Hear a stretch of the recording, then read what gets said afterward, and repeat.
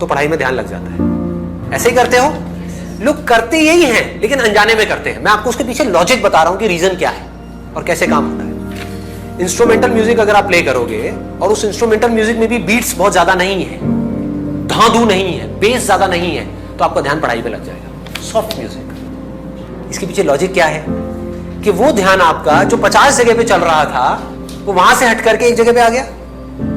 जब म्यूजिक सुनते हो तो क्या होता है, थोड़ी देर बाद में और थॉट्स आने बंद हो जाते हैं, सिर्फ म्यूजिक की तरफ ध्यान होता है और ध्यान होता है पढ़ाई की तरफ। तो ध्यान पहले जो 50 जगह पे था और पढ़ाई पे था, अब वो कहां पर है? एक जगह पर है, यानी कि म्यूजिक पर है और पढ़ाई पर है। 2 जगह पर आ गया। तो अगर ध्यान 2 जगह पर होगा उस ध्यान की पावर ज्यादा होगी, या ध्यान 100 जगह पर होगा उसकी ज्यादा होगी? 2 जगह पर होगा। अब इस साउंड में देखो क्या होता है।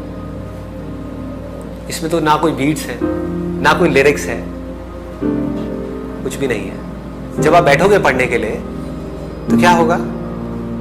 आपका ध्यान पहले तो हर जगह से हट करके इसकी तरफ आ जाएगा। होता है ऐसा? कभी भी नोट करना, आराम से रिलैक्स होकर के बैठो पढ़ने से पहले, इस साउंड की तरफ अपने ध्यान को ले जाओ, तो आपका क्या होगा? माइंड थॉट से हट गया, फीलिंग से हट गया, हर जगह से हट गया, साउंड पे आ गया, आप पढ़ने लग जाओ। तो ये साउंड आपका ध्यान पढ़ाई में लगा देगी। वन पॉइंटेडनेस, ध्यान। व्हाट डज ध्यान मीन? कंसंट्रेशन, अटेंशन, जब वन पॉइंटेड हो जाए। हमारा ध्यान अभी कैसा है? भटकी हुई है ना। बिना इस साउंड के हमारा ध्यान कैसा है? समझने की कोशिश करो। क्या होता है? कभी बाहर से कोई साउंड आ गई, कभी कुछ दिख गया, कभी कुछ याद आ गया, कभी ये याद आ गया कि अब ये करना है, ये हुआ था, 1000 जगह पर है।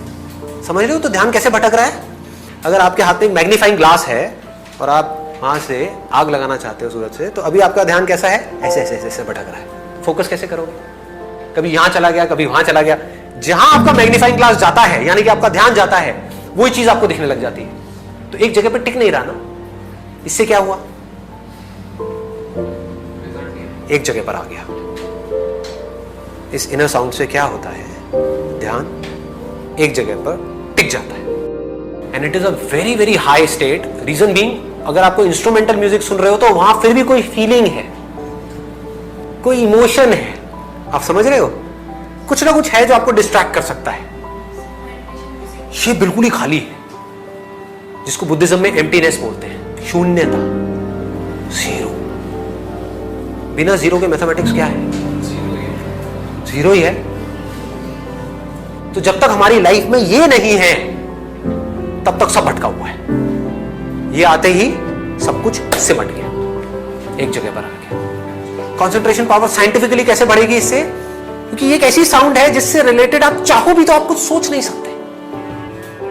एक इंस्ट्रूमेंटल सॉन्ग है, यहां आकर के माइंड मर जाता है। फिर जैसे ही माइंड को एक गोल मिलता है तो माइंड अपनी पूरी एनर्जी उस गोल की तरफ लगा देता है।